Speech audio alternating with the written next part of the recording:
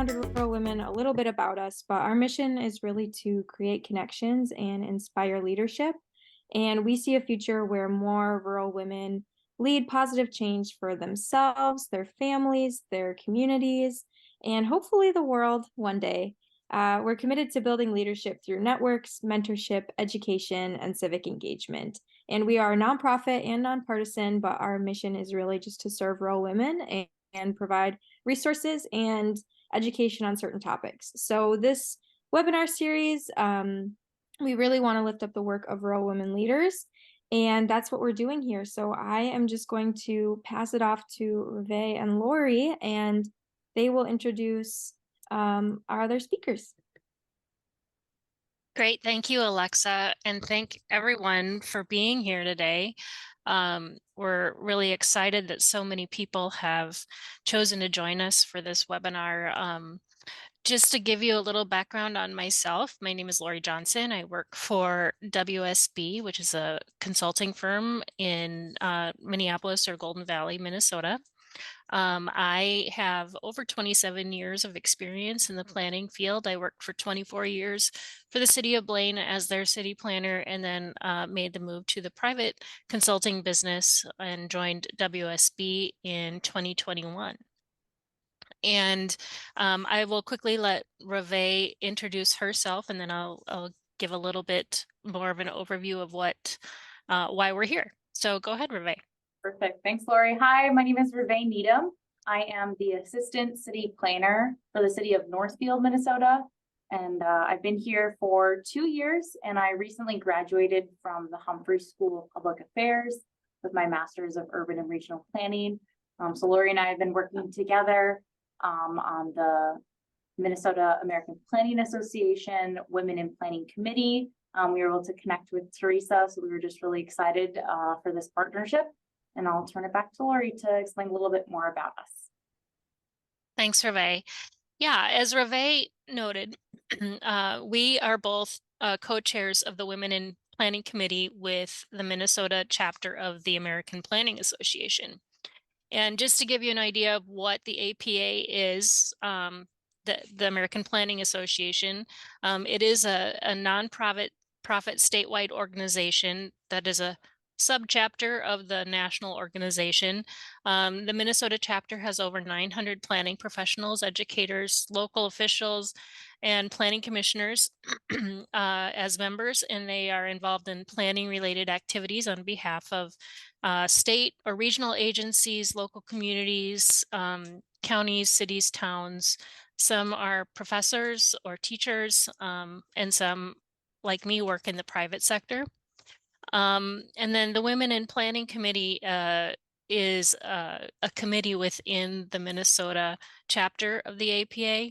And our goal and our purpose is to advocate for, connect, and inspire women working in the field of planning in the state of Minnesota. And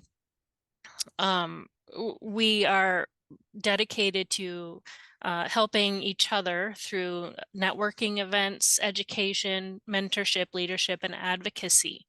And so with that, it gives you a little bit of a background as to why, who Reve and I are. And I wanted to also give you a little bit of background about what community planning actually is. I think a lot of times when I tell somebody what my profession is, I'll say, well, I'm a city planner, and they'll say, well, what is that? And so if you're in that field of not really knowing what we do, I mean, there's going to be some of you here that are city planners, but we work for local jurisdictions, the state, etc., and we help communities plan for their future through implementing a comprehensive plan for the community, and then enforcing what is known as the zoning ordinance for each community. And that really is what guides development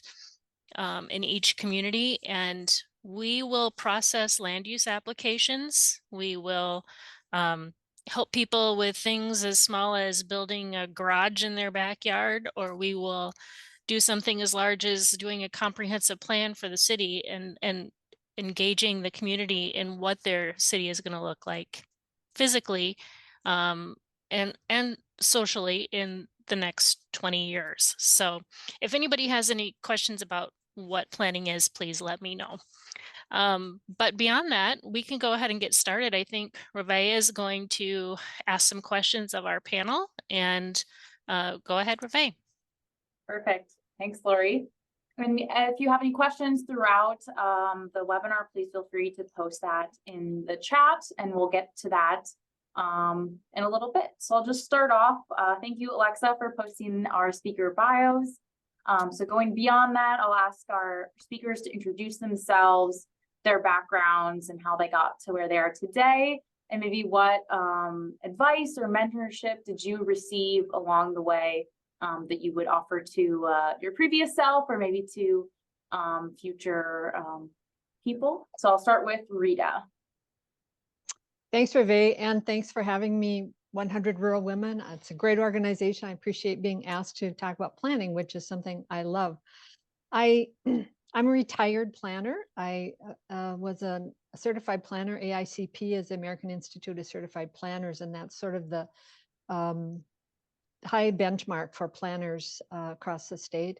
And I'm proud to be an AICP planner and a member of APA Minnesota. I came by planning somewhat, not by accident, but definitely late in life. I owned a restaurant with my husband. We sold our restaurant, and I had quit my college to get married and have a family. And so when we sold our restaurant, I said, I'm going to go back to school. I'm a late bloomer. I didn't get my degree at Bemidji State in planning and education, actually, until I was mid 40s. So those of you that haven't finished your degree and want to switch careers, there's always an opportunity for that.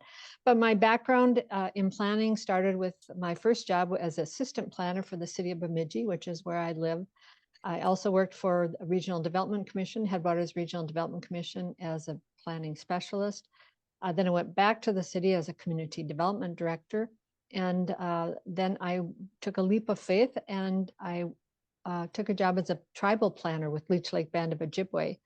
And then I was recruited to come back into planning with the state of Minnesota as a regional planner.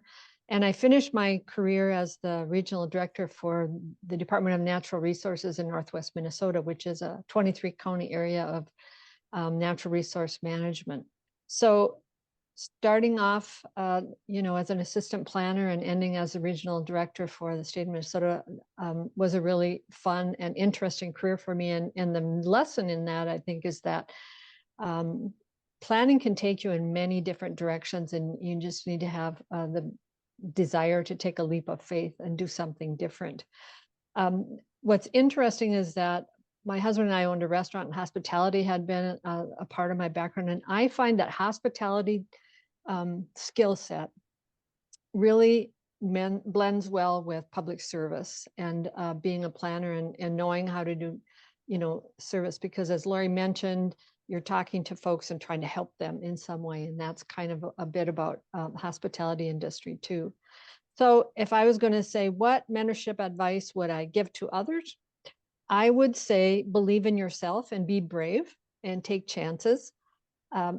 What helped me was I had a couple of very close friends and colleagues who I could always depend upon to support me and give good advice when I was at a fork in the road, which way should I go and what should I do? But they can help you see your choices from maybe a third eye, and I think that's very helpful. So that's what I'm going to say for now. Thanks.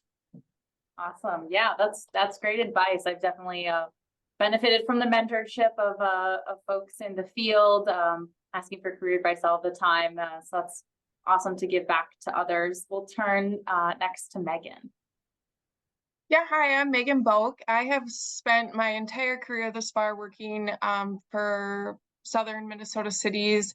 And I will claim that I landed in the planning field accidentally, because I started out as a city clerk, and you know, in small cities, city clerks are responsible for like just a plethora of things, and they kind of touch all aspects of city government at one time or another. And I felt myself maybe being more attracted to like the planning or development side of things. And that's kind of when I realized maybe it was time to hone in on that. And so then I kind of worked my way into cities where they, or larger cities where they had like a community development or actual planning department. The community that I work for right now, the city of Albert Lea, you know, has like a community development department where I am the city planner. So I guess I was just maybe looking, you know, to have a more specified role. And what advice I would give. Yeah, that's a tough one. I mean, I think like just, you know, be patient and kind with yourself. Like things in government we know just don't happen overnight. And like when you're writing a lengthy staff report to a planning commission and you're not really sure which way the vote will go, like and whether it does go your way or doesn't go your way, like, you know, that's totally okay. And it's just part of the grind.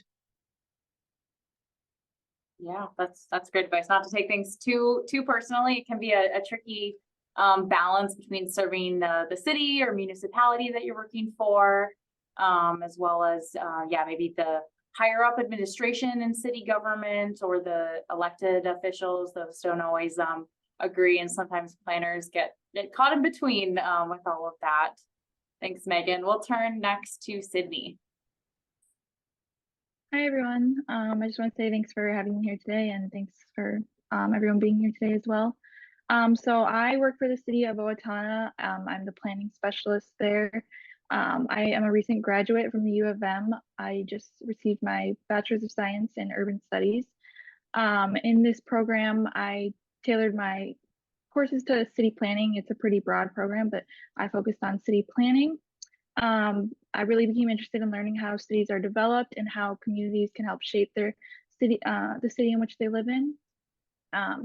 Within this program and during my undergraduate career, I completed a couple internships, a couple in the private sector that weren't as related to planning, and then one for the city of Lakeville that was directly in the planning department.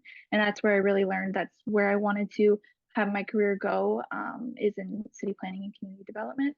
So after I graduated this December, I was looking for jobs in community development or city planning, and I was fortunate enough to land a role with the city of Owatonna, and I've been working there since April, specifically just working on land use applications and kind of helping community members and developers work through the city zoning processes and applications. I would say in terms of advice, I'm young in my career and I'm learning a lot right now. So it's nice to hear the advice that others have given. But in terms of where I'm at, I would say take as many challenges and opportunities as you can. Like Lori stated, a lot of people don't know what city planning is. And I'll admit I didn't really know what city planning is. Even while I was in school, people asked me what I'm going to school for. And it's just so broad, it's hard to explain. But yeah, just taking challenges and opportunities where you can, and to learn as much as you can within the city planning career. Great. Yeah, thanks, Sydney. It is a really broad field. There's a lot of different specialties. We're kind of focused more on municipalities today and community planning, but there's different ways such as transportation planning, environmental planning, tribal planning, community engagement. It really touches a lot of different fields and sectors. If that's something you're interested in as a career choice, or just something to get more involved in the community that you live in. So we'll turn to our next question. And I'll start with Megan for this one to start us off, talking about why is planning important and why it's important to get involved. Maybe some examples of the best way to get people engaged civically in your community that either you work in or live in or have worked or lived in the past. Yeah, I mean, I think you kind of already touched on it a little bit, but planning literally touches so many quality of life aspects in any community. You know, it touches housing, transportation, parks and recreation, you know, even safety aspects. So what is the safest route for children of any given neighborhood to walk to a park, right? And I just have always felt strongly that planning like directly contributes to everyone's quality of life.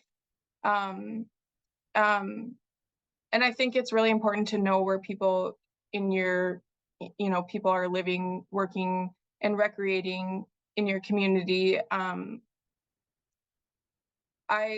I wouldn't expect, you know, in this role for people to come to you. That's just not been my experience. I would, like, my advice would be like, go to them, like find out, join clubs, attend events, you know, walk the trail the same way that community members are walking the trails, see things for yourself firsthand. Just being a part of the community outside of the office, or, you know, not only in the office, but outside the office as well. When I started in Albert Lea, I joined like the Daybreakers Kiwanis group, which meets at 7 a.m. every Friday. So while that, you know, brings forward challenges of itself, I hear more things at that 7 a.m. Friday meeting, you know, about the community than I do probably all week long. And, you know, like the same way with it, you know, engagement, it works the same way. If there is a downtown event, that's a perfect opportunity for you to hear, you know, from people experiencing your community firsthand. You just will not get that from inside the office.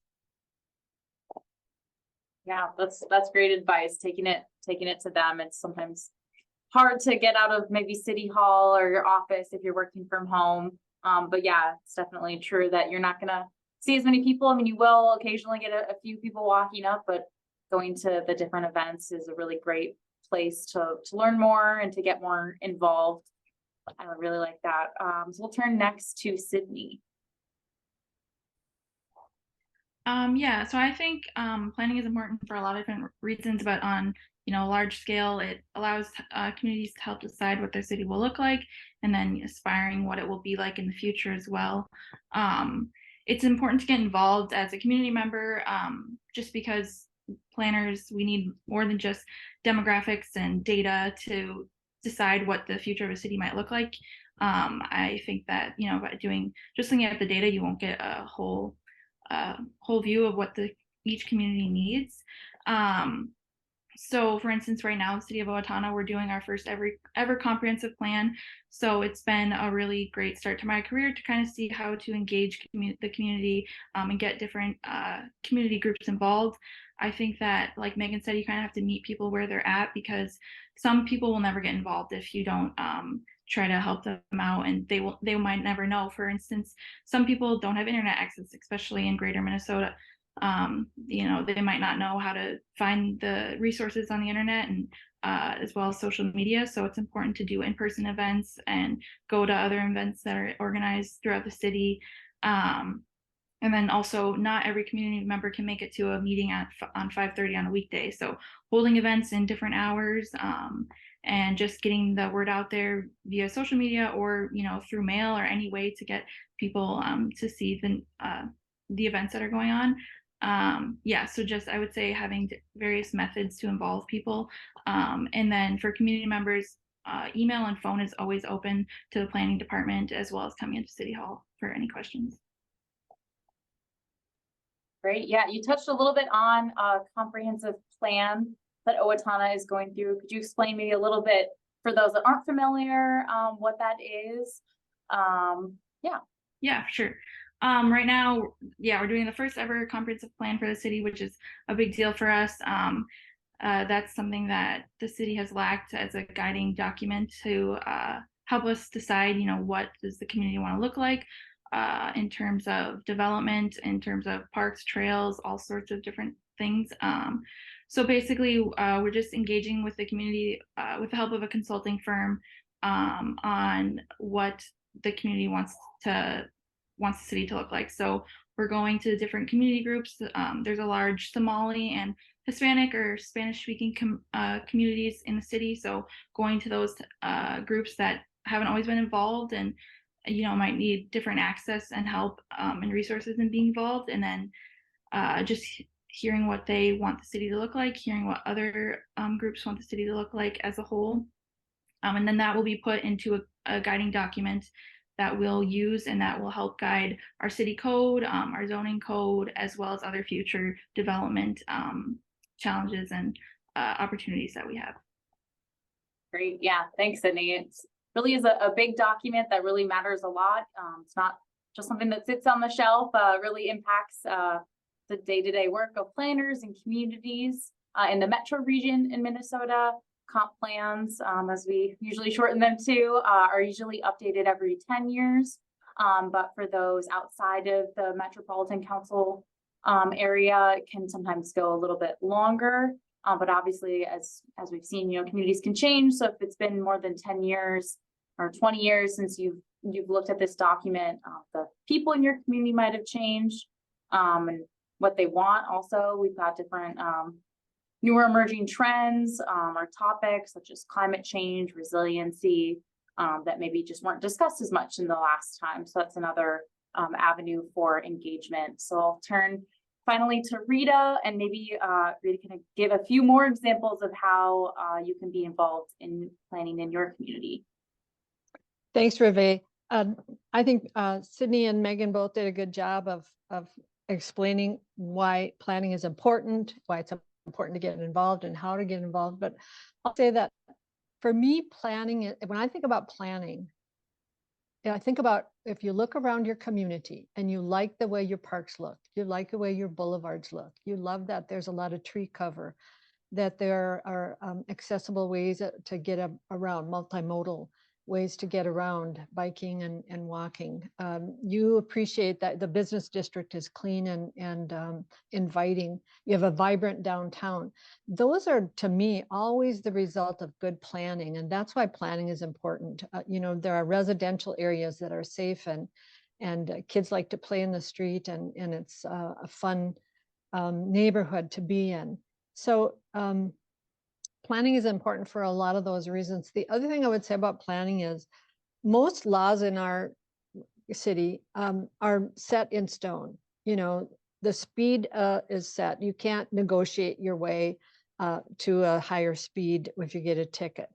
But planning is different. Planning and zoning ordinance, you've heard us say those words, and the land use plan or the land use ordinance, those are laws, ordinances that are meant to be altered.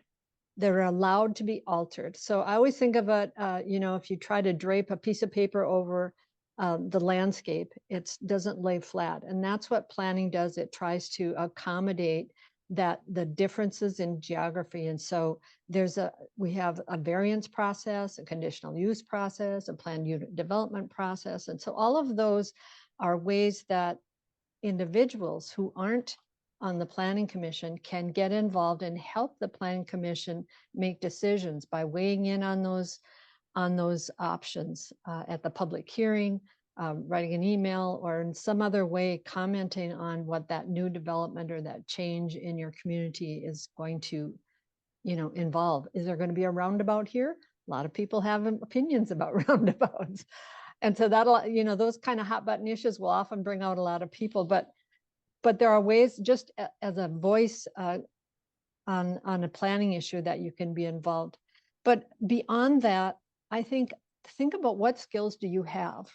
Do you understand the cultural, historic significance of an area because you're part of an indigenous culture or some other culture that was, helped settle the area? Maybe you want to be involved in the history committee. Maybe you're an artist and you're really interested in public art, and you think, and that's part of planning too. Where are we going to have public art?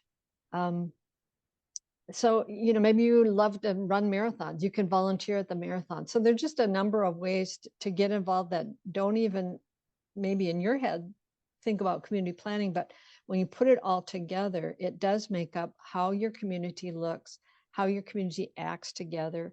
And volunteering is a great learning experience, a way to become familiar, as Megan said, to learn what's happening in your community. And then finally, I'll just say one piece of advice.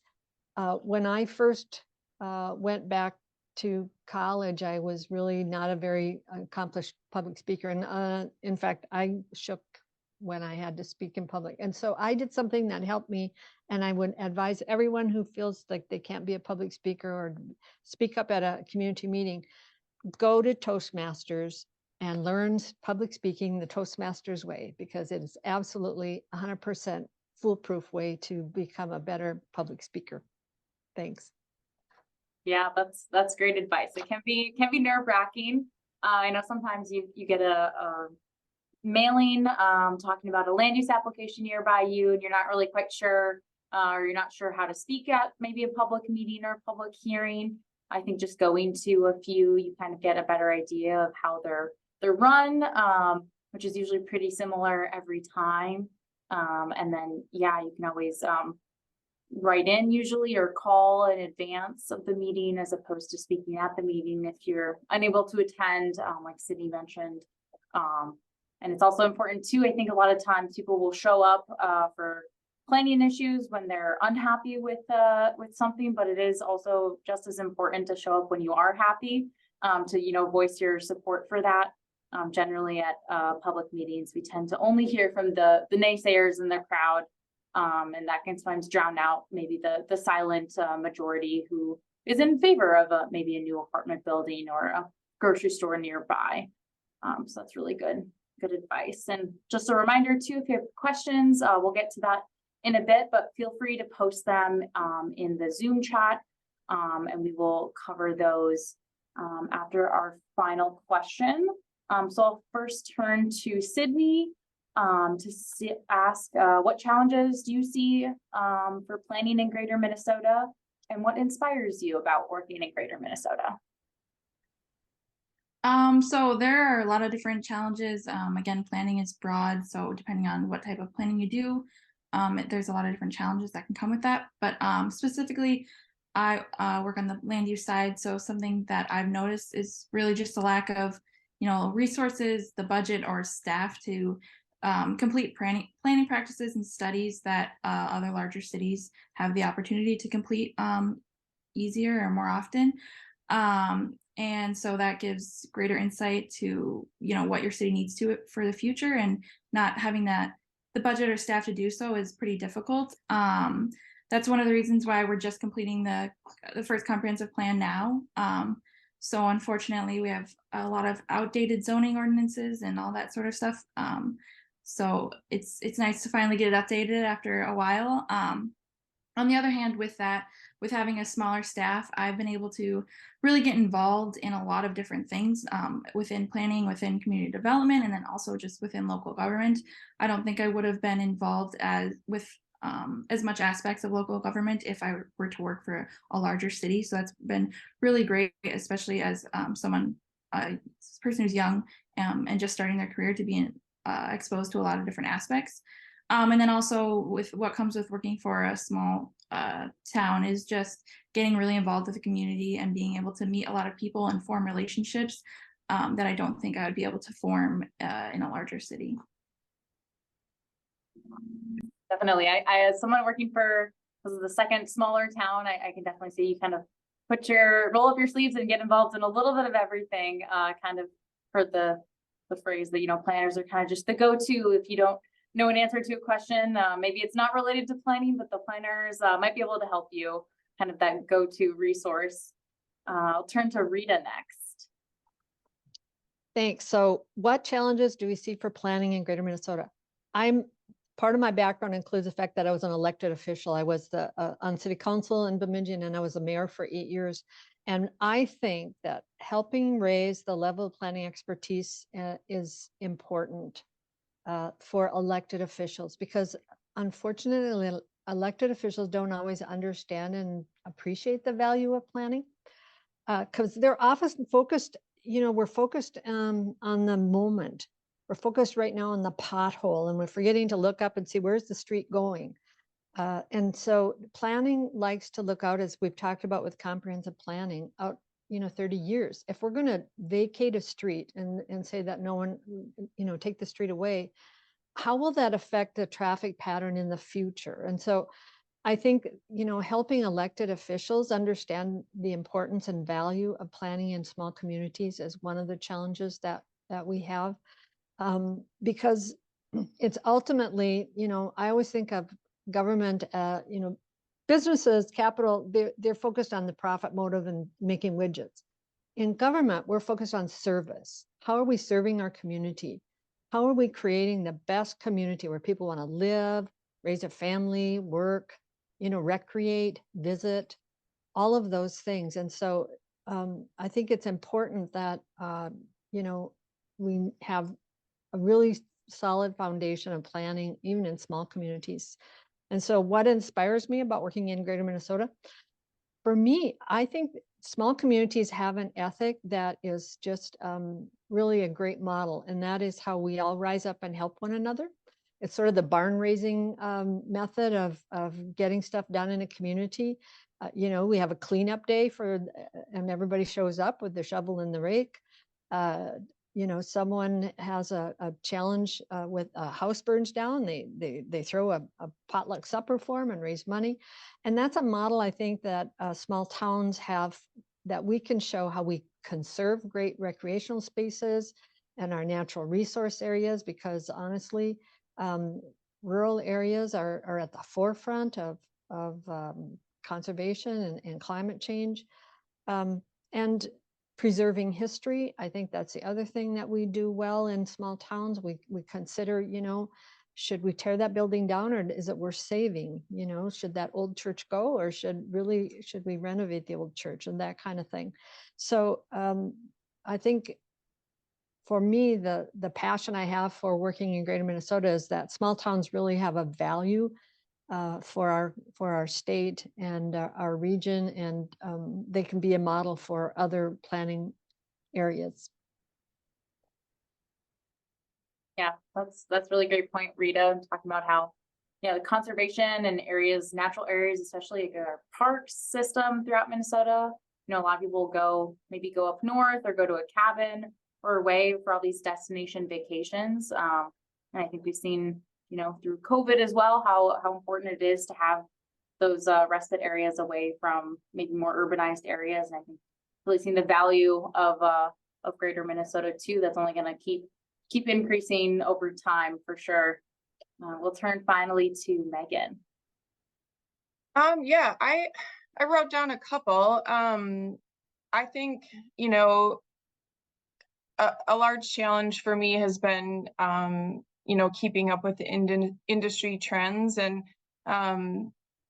or balancing trends with the needs of a community. And I'll just insert some honesty here. I think it might be a while before electric vehicles or even compact cars have a strong hold on Albert Lea. So it's not uncommon to drive down Main Street and see only like 1/2 ton or 3/4 ton pickups. So again, just recognizing that in our rural areas, keeping up with every trend is a challenge. It doesn't mean that it's not necessary or going to be necessary, but I guess just finding that balance. And then I also wrote down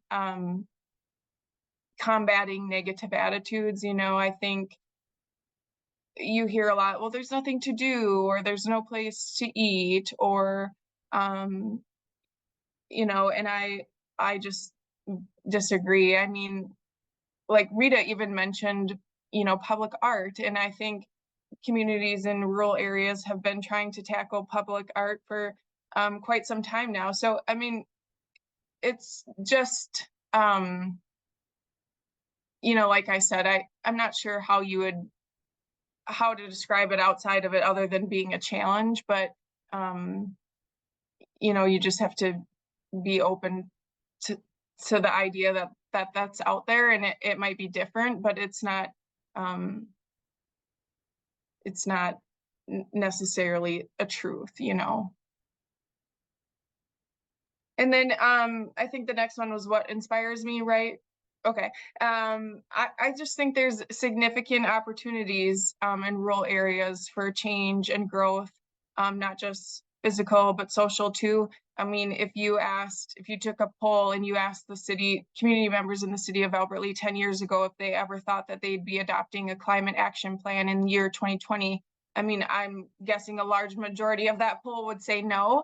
And, if you asked the community 10 years ago if they thought that they would be, translating Facebook posts or have a designated Karen translator for Facebook posts as part of a overall diversity and inclusion effort, I think a large majority of people would say no. So that just goes to show that, like how many different opportunities there are for growth in our rural areas. Great. Thank you to our guest speakers for all of their advice and encouragement and for teaching us a little bit about how we can be civically engaged in our communities. Just remind everybody that we will be taking questions, and there are some questions in the chat right now.